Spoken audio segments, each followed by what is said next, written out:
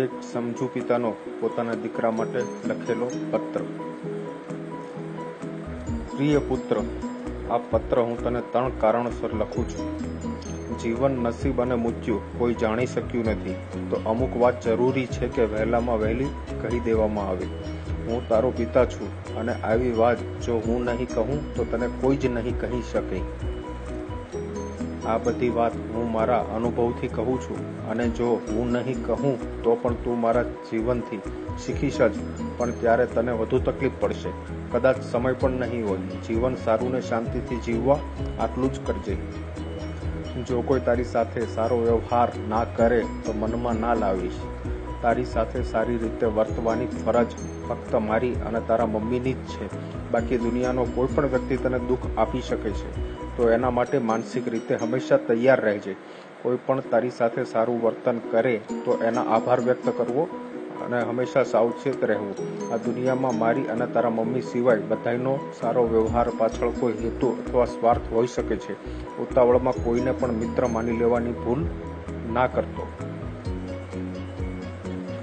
દુનિયામાં કોઈ પણ એવી વસ્તુ નથી કે જેના વગર જીવી ના શકાય. આ વાત તને ખાસ કામ લાગશે જ્યારે તને કોઈ તર છોડી દેશે કે તારી પસંદની વ્યક્તિ કે વસ્તુ તને નહીં મળે. જિંદગી છે, ચાલ્યા જ કરે છે અને બધી વસ્તુ કે વ્યક્તિ વગર ખુશ રહેતા શીખજે.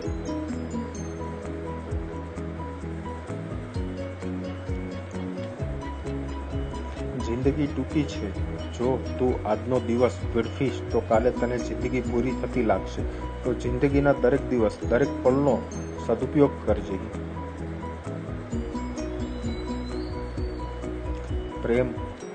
પ્રેમ બીજું કંઈ જ નથી પણ એક બદલાતી લાગણી જ છે, જે સમય સંજોગો સાથે બદલાતી રહે છે. તો તારો પ્રેમ તને છોડી જાય તો સંયમ રાખજે. સમય દરેક દર્દને ભૂલાવે જ છે.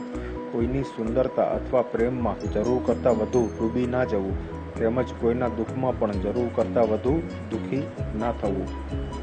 અભ્યાસમાં ઘણા નબળા માણસો પણ સફળ બન્યા છે, પણ એનો મતલબ એ નથી કે અભણ કે અભ્યાસમાં નબળો માણસ સફળ જ થાય. વિદ્યાથી વધુ કશું જ નથી. ભણવાના સમયે ધગશથી ભણજે. હું નથી ઈચ્છતો કે એવી નથી આશા રાખતો કે તું મને મારા વૃદ્ધ સમયમાં મદદ કરે અથવા હું પણ તને આખી જિંદગી સહારો આપી શકીશ કે નહીં. મારી ફરજ તને મોટો કરી સારું ભણતર આપી પૂરી થાય છે. એ પછી તું લિમોઝિન કે BMW ફરીશ કે પછી સરકારી બસમાં, એ તારી મહેનત અને આવડત ઉપર આધાર રાખે છે. તું તારું વચન હંમેશા પાળજે, પણ બીજા એમનું વચન પાળશે જ એવી આશા ન રાખતો. તું સારું કર પણ બીજા સારું કરશે જ એવી આશા પણ ન રાખવી. જો આ વાત તને સમજાઈ જશે તો તારા જીવનના મોટા ભાગના દુઃખ દૂર થઈ જશે. મેં ઘણી લોટરીની ટિકિટ ખરીદી છે, પણ એક પણ લાગી નથી. જીવનમાં એમ નસીબથી જ અમીર થવાતું નથી. એના માટે ખૂબ જ મહેનત કરવી પડે છે. તો મહેનતથી કોઈ દિવસ ભાગતો નહીં. જીવન ખૂબ જ ટૂંકું છે અને કાળનો ભરોસો નથી. તો જેટલો વધુ સમય આપણે સાથે વિતાવી શકીએ વિતાવી લઈએ, કારણ કે આવતો જન્મ તો આવશે જ, પણ એ જન્મમાં આપણે મળીશું કે નહીં તે ખબર નથી. તો આ જન્મમાં વધુમાં વધુ સમય પરિવાર સાથે વિતાવીએ.